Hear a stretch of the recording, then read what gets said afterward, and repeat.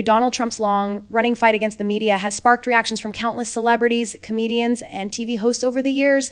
But this time, one of the most familiar voices from late-night television, Andy Richter, best known as Conan O'Brien's longtime co-host, decided to openly share his feelings about Trump's behavior, and he did not hold back at all. In a new conversation with Entertainment Weekly, Richter explained that if he and Conan were still on air today, they would be fully joining the late-night community in calling out Trump's behavior, especially when it comes to how he attacks comedians, TV hosts, and anyone publicly criticizing him. According to Richter, a U.S. president should be held accountable, and comedy is one of the places where that accountability happens. Richter worked alongside Conan for nearly 3 decades across multiple shows, including Late Night, The Tonight Show, and Conan, where he served as a writer, co-host, and announcer. Even though he has stepped away from late-night television, Richter believes current hosts have a responsibility to use their platforms to respond to political attacks, especially when someone tries to silence humor or prevent people from speaking freely. In the interview, he explained that he and Conan would not have toned down their criticism just because Trump was in office. Instead, he said they would have gone full force without holding back, describing their approach as all gas and no brakes, and bluntly adding, "A fax that guy," showing he has no interest in softening his stance. This is not the first time Richter has openly criticized Trump. When Jimmy Kimmel was facing backlash and suspension from ABC,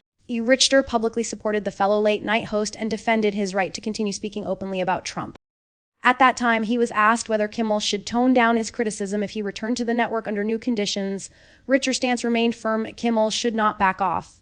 In fact, he argued that Kimmel should push even harder and refuse to cave to political pressure, whether that pressure came from Trump or broadcasting executives. According to him, silencing comedians sets a dangerous precedent where leaders begin controlling public voices for their own comfort. Richter also went deeper into why Trump's reactions bother him so much. He described Trump as someone who cannot handle criticism and reacts in an overly emotional and aggressive manner whenever he is joked about. Instead of behaving like a professional leader who simply ignores humor or criticism, Trump often responds by calling out the individuals making jokes, publicly attacking them, or trying to undermine their platforms. Richter called this behavior weak and thin-skinned, saying a confident leader should be secure enough to ignore late-night jokes instead of acting like they are a genuine threat. He went further by calling Trump's reaction un-American and claiming it shows cowardice. According to Richter, America values free speech, humor, and the ability to criticize powerful people without fear. When leaders try to shut down comedians simply for making jokes, he says it reflects deep insecurity. He argued that Trump's attempt to use political power or government influence to go after comedians is a sign of fear, not strength.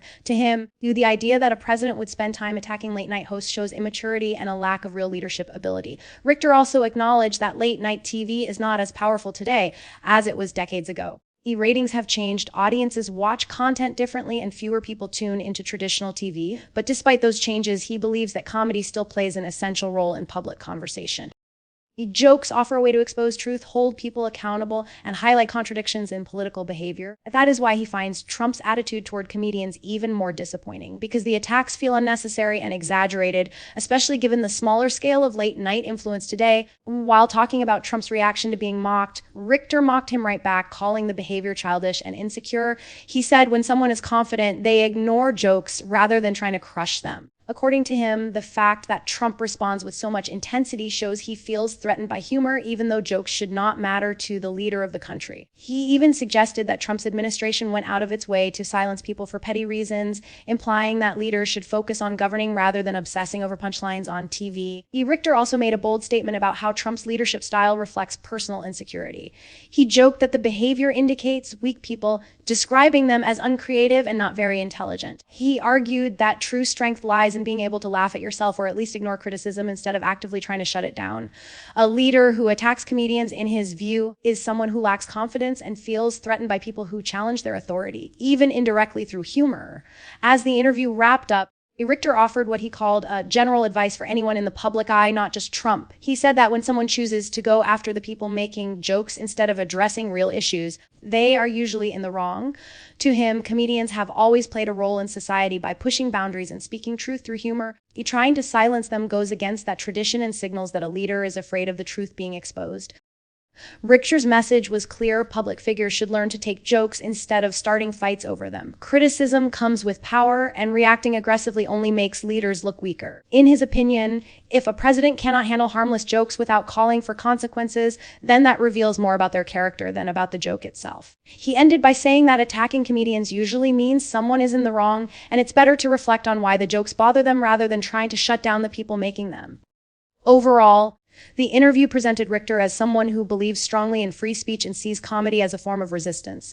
His comments show that even though he is no longer on late-night TV, he remains passionate about speaking out when political power tries to silence humor. And while his statements were blunt and filled with raw emotion, the core message was simple: leaders should be strong enough to handle jokes, and comedy should never be controlled by fear or political power.